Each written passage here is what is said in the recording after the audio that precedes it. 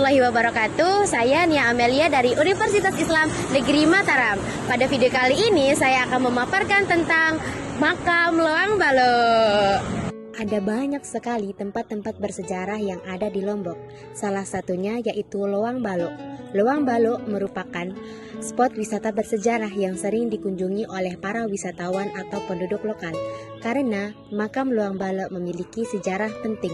Ingin tahu kisah selengkapnya? Yuk tonton sampai habis. Saya Nia Amelia dari Kampus Uin Mataram. Ingin mewawancarai Bapak dengan Bapak siapa? Pak Solihin. Bapak Solihin. Ya. Bapak di sini sebagai penjaga makam. Ya. Sudah dari berapa lama, Bapak? Sekitar 1,5 tahun. Kenapa pemakaman ini dinamakan Loang Balo itu? Apakah Bapak tahu? Jadi kenapa tempat ini dinamakan makam Loang Balo? Sejarahnya dulu sungai yang ada di sebelah utara itu ya berdekatan dengan makam ini menurut cerita orang-orang tua kami dulu.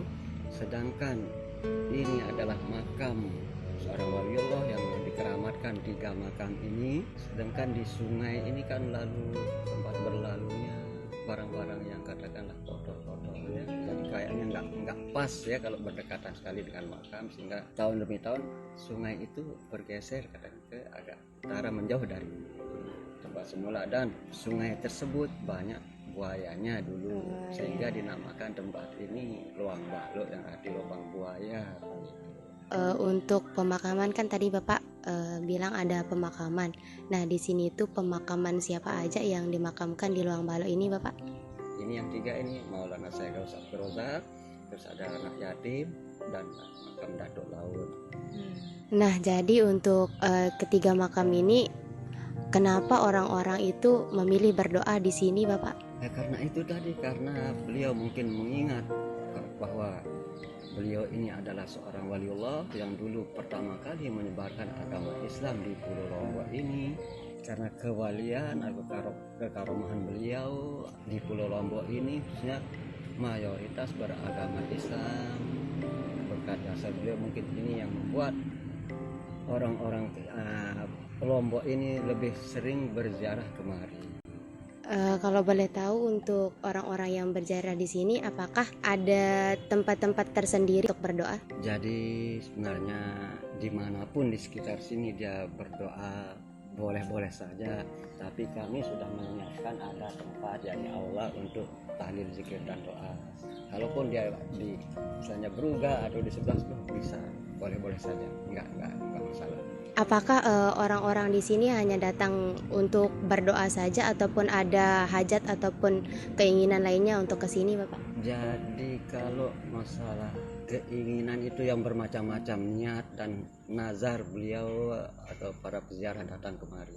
Ini setelah beliau ini datang berziarah kemari setelah tahlil, zikir dan doa, lalu beliau mengikat akar pohon beringin ini dengan harapan atau keinginan, niat katakan seperti itu, untuk siapa tahu bisa umroh, bisa haji, punya keturunan yang soleh-soleh, punya usaha yang sukses. Berarti pohon beringin ini adalah suatu sejenis harapan untuk orang-orang yang berdoa di sini, seperti itu, Bapak?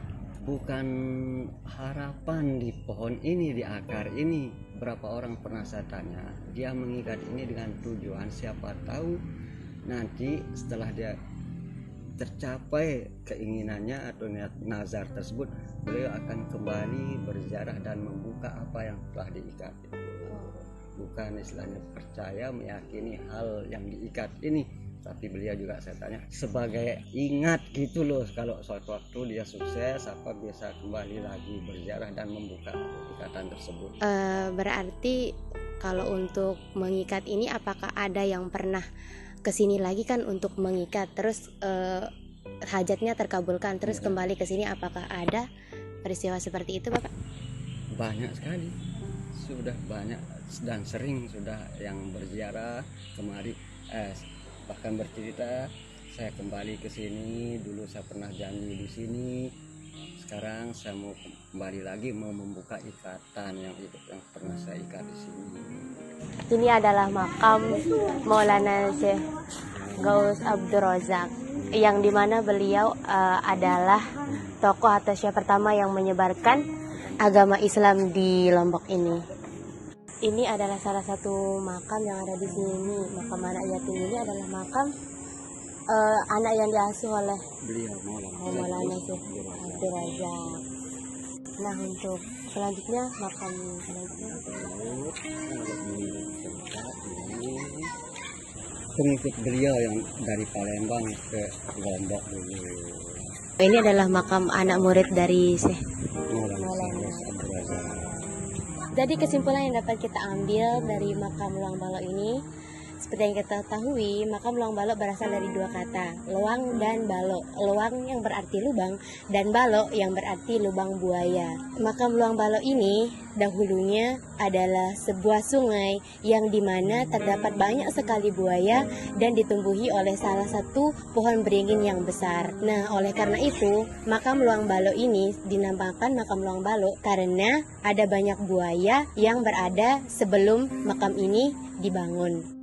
Jadi di makam ini terdapat 3 makam. Yang pertama yaitu makam Maulana Syekh Ghaus Abdur Razak, yang dimana makam Syekh Ghaus Abdur Razak ini adalah salah satu makam ulama atau tokoh terkenal yang ada di Lombok, karena beliau merupakan salah satu tokoh atau ulama yang menyebarkan agama Islam di Lombok ini. Dan yang kedua ada makam anak yatim, yang dimana makam anak yatim ini adalah makam anak angkatnya dari Maulana Syekh Ghaus Abdur Razak. Dan yang terakhir ada makam Datuk Laut, yang dimana makam Datuk Laut ini adalah salah satu anak murid beliau dari Syekh Maulana Ghaus Abdur Razak.